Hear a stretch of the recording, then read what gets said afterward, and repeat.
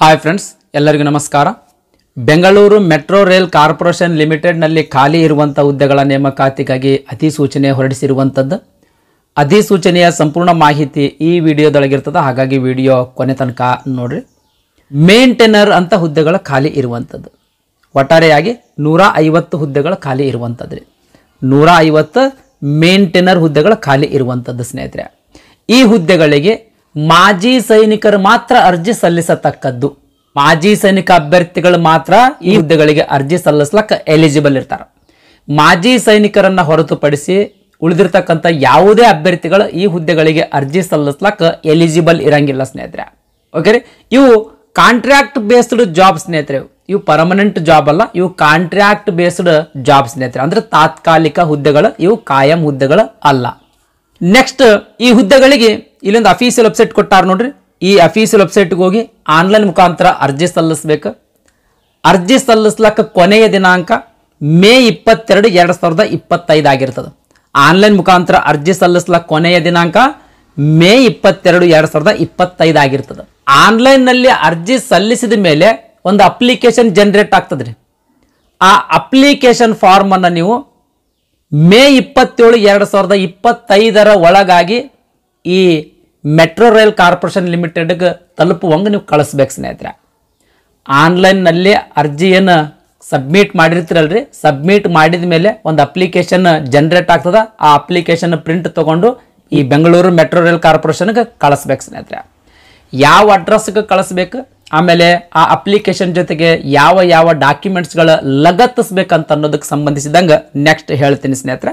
Next, education qualification ಬಗ್ಗೆ ನೋಡೋದಾದ್ರೆ, ಅಂದ್ರೆ ಈ ಹುದ್ದೆಗಳಿಗೆ ಅರ್ಜಿ ಸಲ್ಲಿಸಬೇಕಾಗಿತ್ತು ಅಂದ್ರೆ ಶೈಕ್ಷಣಿಕ ವಿದ್ಯಾರ್ಥಿ ಏನಾಗಿರ್ಬೇಕಂತ ಅನ್ನೋದ್ರ ಬಗ್ಗೆ ನೋಡೋದಾದ್ರೆ, ಎಲೆಕ್ಟ್ರಿಷಿಯನ್ ಆಗಿರಬಹುದು, ಇನ್ಸ್ಟ್ರೂಮೆಂಟ್ ಮೆಕ್ಯಾನಿಕ್ ಆಗಿರಬಹುದು, ಇಲೆಕ್ಟ್ರಾನಿಕ್ಸ್ ಮೆಕ್ಯಾನಿಕ್ ಆಗಿರಬಹುದು, ವೈರ್ಮ್ಯಾನ್ ಆಗಿರ್ಬೋದು, ಅಥವಾ ಪಿಟರ್ ಆಗಿರ್ಬೋದು, ಅಥವಾ ಮೆಕ್ಯಾನಿಕ್ ಕಂಪ್ಯೂಟರ್ ಹಾರ್ಡ್ವೇರ್ ಆಗಿರ್ಬೋದು, ಅಥವಾ ಮೆಕ್ಯಾನಿಕ್ ಇಂಡಸ್ಟ್ರಿಯಲ್ ಎಲೆಕ್ಟ್ರಾನಿಕ್ಸ್ ಆಗಿರ್ಬೋದು, ಅಥವಾ information technology and electronics system maintenance ಆಗಿರ್ಬೋದು, ಅಥವಾ ಮೆಕ್ಯಾನಿಕಲ್ ಕಮ್ಯುನಿಕೇಷನ್ ಇಕ್ವಿಪ್ಮೆಂಟ್ ಮೇಂಟೆನೆನ್ಸ್ ಆಗಿರಬಹುದು, ಅಥವಾ ಮೆಕ್ಯಾನಿಕ್ ಮೆಕ್ಟ್ರಾನಿಕ್ಸ್ ಆಗಿರಬಹುದು. ಇವಿಷ್ಟು ಟ್ರೇಡ್ಗಳಲ್ಲಿ ಯಾವುದಾದ್ರೂ ಒಂದು ಟ್ರೇಡಿನಲ್ಲಿ ನೀವೇನಾದರೂ ITI ಪಾಸ್ ಆಗಿದ್ರಿ ಅಂತಂದ್ರೆ, ಇವಿಷ್ಟು ಟ್ರೇಡ್ ಒಳಗೆ ಯಾವುದಾದ್ರೂ ಒಂದು ಟ್ರೇಡಿನೊಳಗೆ ನೀವೇನಾದರೂ ITI ಪಾಸ್ ಆಗಿದ್ರಿ ಅಂದ್ರೆ ಈ ಮೇಂಟೈನರ್ ಹುದ್ದೆಗಳಿಗೆ ಅರ್ಜಿ ಸಲ್ಲಿಸಬಹುದು. ನೆಕ್ಸ್ಟ್, ವಯೋಮಿತಿ ಬಗ್ಗೆ ನೋಡೋದಾದ್ರೆ ಗರಿಷ್ಠ 50 ವರ್ಷ ವಯಸ್ಸಿನ ತನಕ ಅರ್ಜಿ ಸಲ್ಲಿಸಬಹುದ್ರಿ. ನೆಕ್ಸ್ಟ್, ಪೇಮೆಂಟ್ ಬಗ್ಗೆ ನೋಡೋದಾದ್ರೆ ಸ್ಟಾರ್ಟಿಂಗ್ ಪೇಮೆಂಟ್ ಪ್ರತಿ ತಿಂಗಳಿಗೆ 25,000 ರೂಪಾಯಿ ಇರುವಂಥದ್ದು.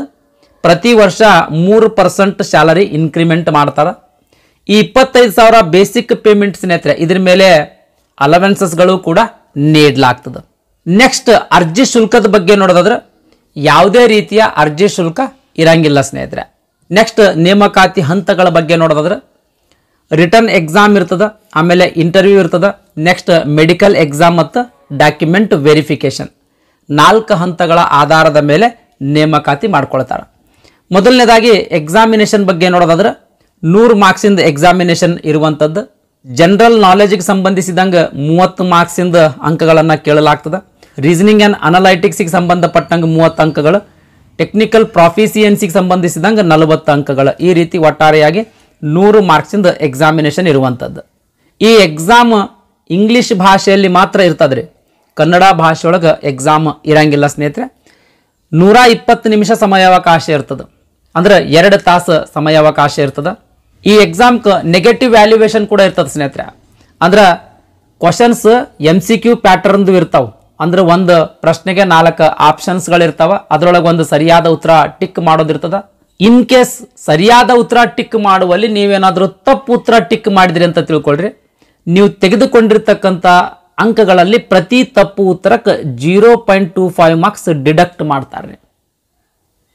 ಇನ್ ಕೇಸ್ ನೀವು 4 ಆನ್ಸರ್ ತಪ್ಪು ಟಿಕ್ ಮಾಡಿದ್ರಿ ಅಂತಂದ್ರೆ ನೀವು ತೆಗೆದುಕೊಂಡಿರ್ತಕ್ಕಂಥ ಅಂಕಗಳಲ್ಲಿ 1 ಮಾರ್ಕ್ಸ್ ಡಿಡಕ್ಟ್ ಮಾಡ್ತಾರೆ ಸ್ನೇಹಿತರೆ.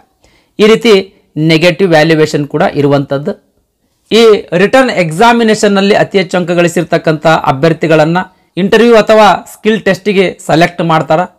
ಈ ರಿಟರ್ನ್ ಎಕ್ಸಾಮಿನೇಷನ್ ಆಮೇಲೆ ಈ ಸ್ಕಿಲ್ ಟೆಸ್ಟ್ನಲ್ಲಿ ಅತಿ ಹೆಚ್ಚು ಅಂಕಗಳು ಯಾರು ಗಳಿಸಿರ್ತಾರೋ ಅಂಥ ಅಭ್ಯರ್ಥಿಗಳನ್ನು ನೇಮಕಾತಿ ಮಾಡ್ಕೊಳ್ತಾರೆ.